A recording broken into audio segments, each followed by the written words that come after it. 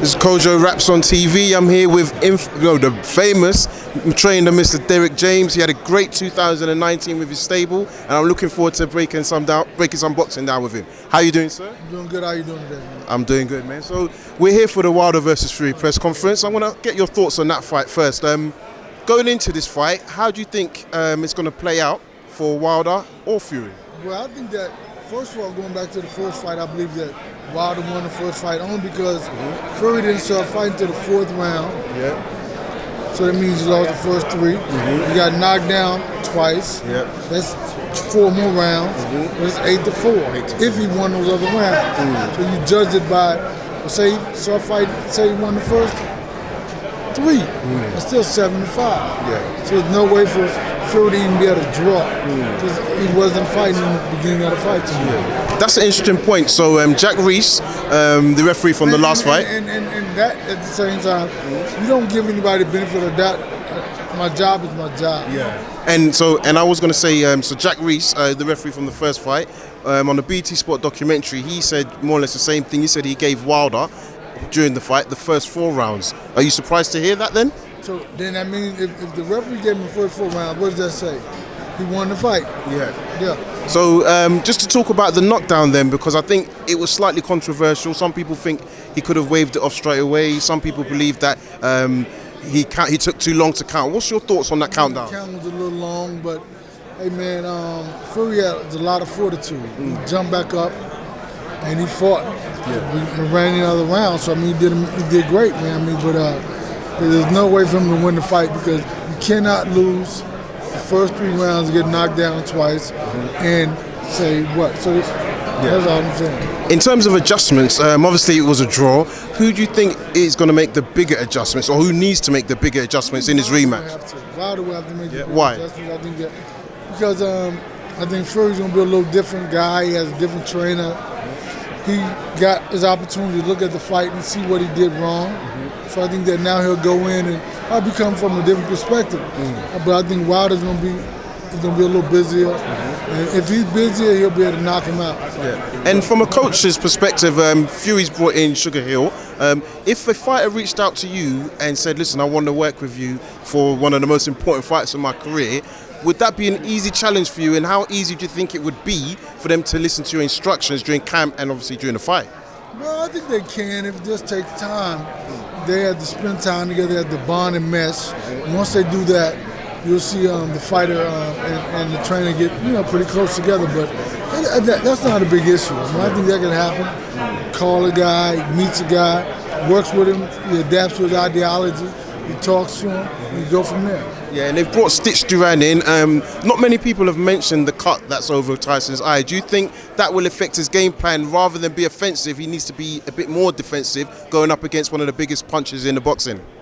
I think that I don't know. I think he has to be very defensive for the fact that he's fighting a big puncher. The cut may not come into play because Deontay's listen, man, you won't get cut, you'll get knocked out. So the cut is a mercy piece, right? The knockout is really what happens. So if you get cut, that's a blessing. He's not gonna happen. So now I just want to talk about yourself. I'm going to say it's slightly controversial. WBC gave their Trainer of the Year list. You had 2 fighters who were actually on the WBC Fighters of the Year, but you weren't on that trainer list. I'm going to say, how did it make you feel? Surely annoyed. But what do you think you need to do to get that recognition as one of the top coaches in the game? I think that they would expect me to be pompous or be an ass or be arrogant or be disrespectful or be loud or obnoxious to be more visible and more confrontational. But to be quiet, honest, assured of himself is not who they probably accustomed to seeing. Trainers be like that. And so for me, it's like, it's very disrespectful because you can't have 2 champions who. Think about it, you got 2 champs who were WBC champs. One champ, the 2-time WBC champ. Then at the same time, you look at Canelo, he only fought 1 fight for the WBC because the other fight he fought was for another title. So, see, they wanted him to win it regardless of whatever. They wanted him to win it regardless. They wanted the guy to win. But this thing about it, he'll never be on the list again. Because see, Canelo has nobody else to fight to beat like that. Okay. Plus, at the same time, the guy was older. So, you know, but they can't, those other nondescript fighters he had, Garcia, Ron Garcia, he's Instagram fame. Yeah. It's not boxing. Yeah, he's making his way into the game, right? Oh, yeah. That's not greater than the champion. Exactly, I agree. It's not greater than the two-time world champ, Jamel Charlo, who's been champ. But like this, I've had 2 world champs for the past 4 years. You know, like Jamel lost last year, controversial, December 22nd. He won the fight, the title, December 21st, within the year, calendar year. Yeah. So for the last 4 years, I've had 2 world champs. And I don't get a mention. I mean, I'll be honest, I thought it was strange, and I think he done great work. I think one of the things that wasn't mentioned is that Charlo won his belt, which was a WBC, but so did Errol Spence. He also won the WBC. I just want to talk to you about those 2 fights, 2 different type of fighters, 2 different type of scenarios. In terms of preparation, can I ask which one was maybe harder for you to prepare with working with the fighter? If it is at all. What are you saying, Sean Porter or Tony Harrison? Tony Harrison, yeah, exactly. Well, with Tony Harrison, I never even looked at the video because we had fought, we trained for him, 4 times, 3 times. So it was no need to look, because I watched him in the video the first and second time, that I didn't have to look at the video again. Yeah. Because, I mean, we watched it so much. When you look at it for Errol fighting Sean Porter was a little different fighter, but I mean, we gave him 2 game plans. Either box or brawl, and the reality, or be able to fight him. And the reality of it is this: there's no way you fight Sean Porter and not get into a fight some way. Yeah. So we chose the fight. He chose the fight, and I coached from that perspective because I prepared him for the boxing, like he boxed Mikey, and to brawl like he fought.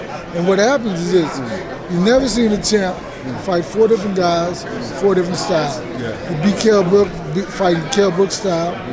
He beat Mikey Garcia boxing. He beat Lamont Peterson at his game, out-slicked him, and he beat Sean Porter fighting him the way he fights. But you tell me a champ who fought 4 different styles and 4 different fights, it hadn't been any. You're not going to get an answer from me, but what I would say is, do you think with the Errol Spencer-Sean Porter fight, it's similar to like Wilder, whereby what you expect of him potentially, when you see him not doing what he usually does, people just assume he hasn't won the fight or it's a lot closer. Do you think that happens as well in boxing? I think that happened, but what he did was he beat him the way he wanted to beat him. Like sometimes he wanted to outbox Mikey. Yeah. So they said Mikey was smarter, more intelligent.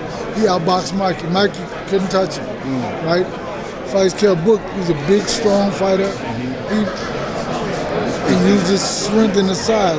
Lamont Peterson is a very slick and intelligent fighter. He out-slicked him. He out-used his intellect to beat him. So, like I said, if there hadn't been a champ that I've seen since I've been alive, I've been born, that fought 4 different styles, 4 different fighters. Again, I'm going to go on to Errol Spence. Boxing fans all around the world are really obviously wanting to know when we may see him in action again. Has he started? And I'm not asking, but has he started training? Have you started working with him in the gym? And the eye test for you, how does he look? I smile all the time. He's still on it. He still has it. I'm always conscious and cognizant of being a teacher, not working them out, not going through the motions. So I'm making him do this, I'm making him do that. I always make him do something and see how he's going to react. And he's reacting like the way I want him to. Perfect. And I'm going to go back to the other fight, Charlo Harrison. Harrison recently came out and said he was concerned about the plastic bottle that was in the corner, and there was a statement from the WBC saying there was no issue with that. From your perspective, when you heard Harrison make that statement, what did you think? I didn't have a thought. I just thought I didn't have it. I mean, I didn't know where it came from, but I mean, hey.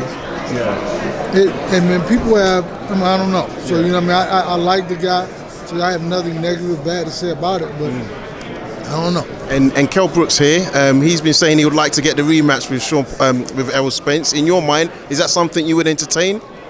Man, he really don't. I mean, I think it's you know, he was the man before. And to go into obscurity, is very difficult to deal with unless you dwell in that area and you're okay with that. But he was the man before. I think he wants to be the man again. So maybe he wants to fight out. I don't know. Listen, Derrick, thank you very much for your time. All the best this weekend, and we'll speak to you soon, and good luck for 2020. Appreciate that.